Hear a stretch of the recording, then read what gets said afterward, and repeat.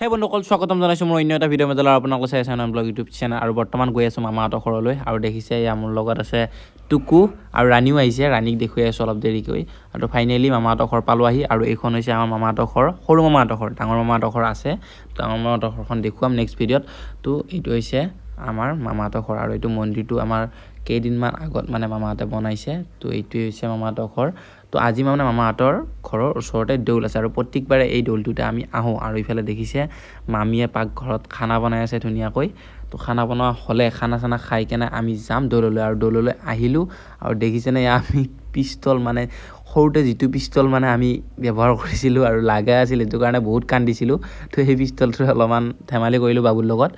তো দেউলৰ পৰা অলপ সোনকালে ওলাই দিলোঁ কাৰণ দাদা যাব গুৱাহাটীলৈ বুলি আৰু ইফালে দেখিছে আগত ৰাণী আছে আৰু ৰাণীয়ে মানে আগত যাকে দেখা পাই আছে মানে মানুহ হওক ছাগলী হওক গৰু হওক চবকে ধৰিছে তো লগ পাই আছোঁ এটা নেক্সট ভিডিঅ' এতিয়া আজিলৈ